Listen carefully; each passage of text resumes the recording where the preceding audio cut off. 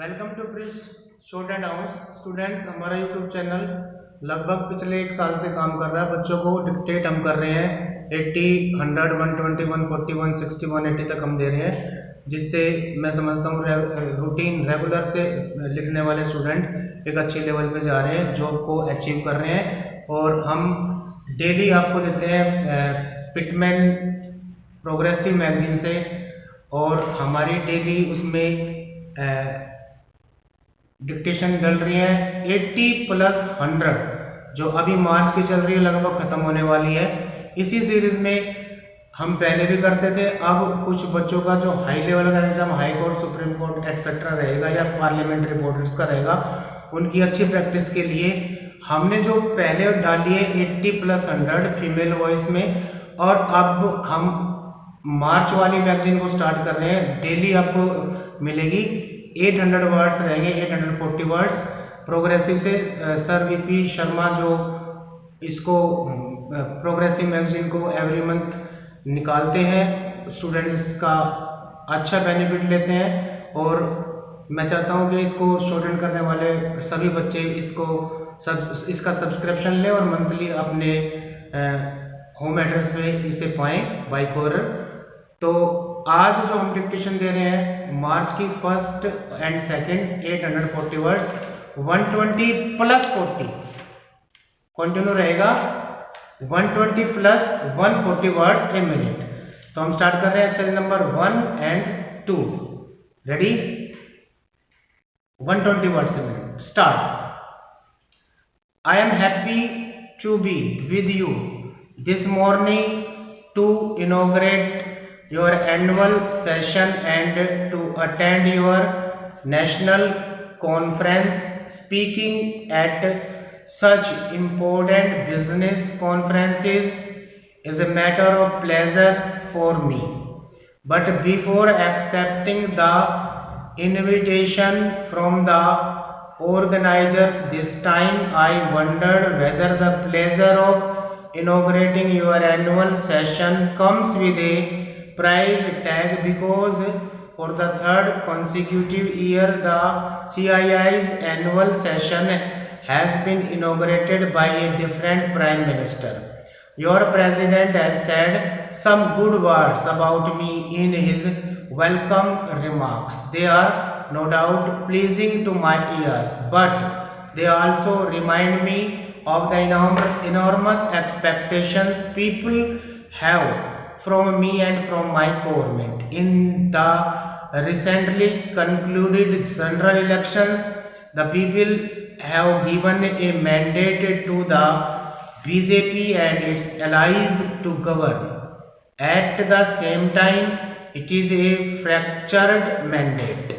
The challenge before us is to do full justice to our job, even though we have a fractured mandate. I assure you that in spite of some teething problems, the people's desire to see a stable, strong and action-oriented government in New Delhi will be fulfilled. We have accepted the challenge. The theme for this conference, bringing growth back, economy, education and employment, captures in a nutshell the main thrust of our national agenda for governance, which is the blueprint for our policies. And as such, there is a happy convergence of the government and the Indian industry. Such a participating relationship will enable India to realize her full potential of economic growth and the well-being of our people. I have good reason to be emphatic on this point. Today, not only the global standing of a nation, but also its security, integrity and stability, indeed its very existence as a nation, is dependent on its economic strength. I therefore firmly believe that the time has come to insulate the nation's economy as much as possible from the turmoil in its democratic polity. It is high time all sections of our society, including those in business, industry and politics, sank their partisan obsessions and focused their attention on all important national imperative growth, more growth and still more growth. With the union budget due for presentation, it is an opportune time to spell out our philosophy. The national agenda has stated in clear and unambiguous terms that my government shall strive to develop a national consensus on all major issues confronting the nation. The problems facing the Indian economy are too many, too complex, and far too important to be subjected to a partisan approach. We simply cannot afford to play politics with the nation's economy anymore. This indeed will be the real test of patriotism on the economic front. This point demands candid and even self-critical elaboration. The first phase of economic liberalization was launched in 1991. Some of the reforms brought about positive changes. Unfortunately, the measures taken to free the economy were not matched by checks and balances, and we have paid a price for those lapses. Also, the liberalization process suffered from inadequate attention to the eradication of unemployment and to many critical issues in the social sector such as healthcare, education and housing. Importantly, it failed to give a momentum to infrastructure development, which is now shocking growth. In our view, the reasons lie in the failure of the government to effectively address the core concern of the Indian industry. They lie in the failure of the Indian industry to appreciate the core concerns of the government.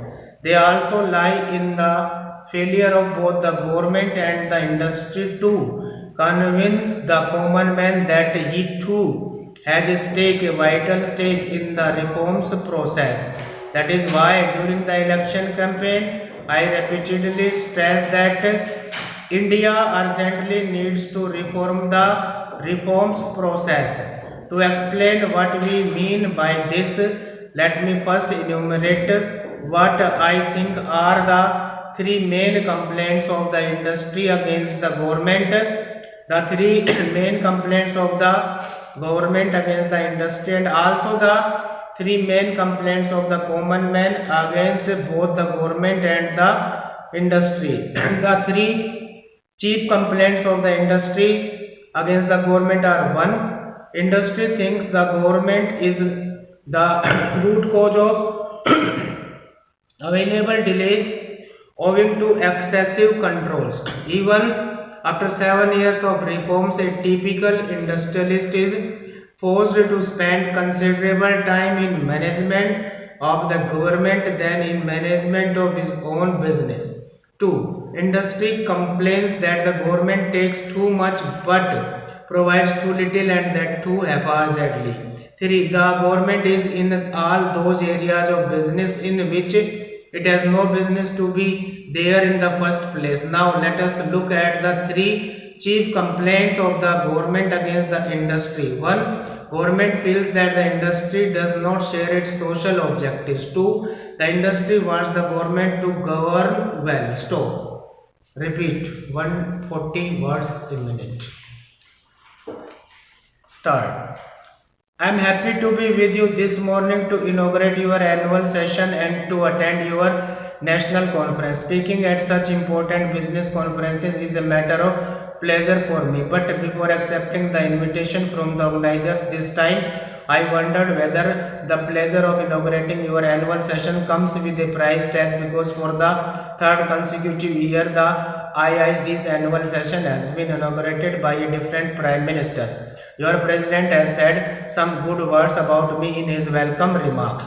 They are no doubt pleasing to my ears, but they also remind me of the enormous expectations people have from me and from my government. In the recently concluded general elections, the people have given a mandate to the BJP and its allies to govern. At the same time, it is fractured mandate. The challenge before us is to do full justice to our job even though we have a fractured mandate. I assure you that in spite of some teething problems, the people's desire to see a stable, strong and action-oriented government in New Delhi will be fulfilled. We have accepted the challenge. The theme for this conference, bringing growth back, economy, education and employment, captures in a nutshell the main thrust of our national agenda for governance, which is the blueprint for our policies. And as such, there is a happy convergence of the government and the Indian industry. Such a participating relationship will enable India to realize her full potential of economic growth and the well-being of our people. I have good reason to be empathetic on this point. Today, not only the global standing of a nation but also its security, integrity and stability, indeed its very existence as a nation, is dependent on its economic strength. I therefore firmly believe that the time has come to insulate the nation's economy as much as possible from the turmoil in its democratic polity. It is high time all sections of our society, including those in business, industry and politics, sank their partisan ambitions and focused their attention on the all-important national imperative, growth and still more growth. With the union budget due for presentation, it is an opportune time to spell out our philosophy. The national agenda has stated in clear and unambiguous terms that my government shall strive to develop a national consensus on all major issues confronting the nation. The problems facing the Indian economy are too many, too complex and far too important to be subjected to a partisan approach. We simply cannot afford to play politics with the nation's economy anymore. This indeed will be the real test of patriotism on the economic front. This point demands candid and even self-critical elaboration. The first phase of economic liberalization was launched in 1991. Some of the reforms brought about positive changes. Unfortunately, the measures taken to free the economy were not matched by checks and balances, and we have paid a price for those lapses. Also, the liberalization process suffered from inadequate attention to the eradication of unemployment and to many critical issues in the social sector such as healthcare, education and housing.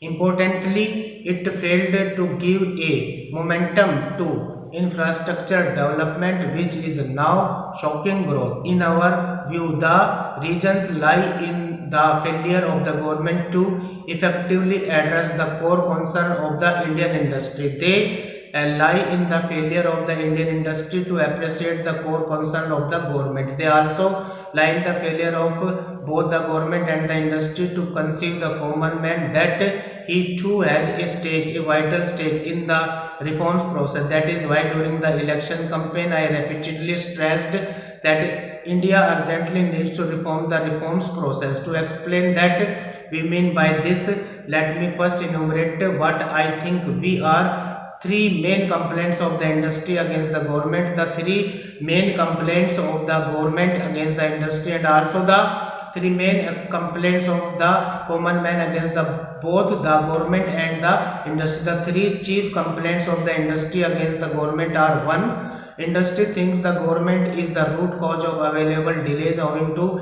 excessive controls. Even after 7 years of reforms, a typical industrialist is forced to spend considerable time in management of the government than in management of his own business.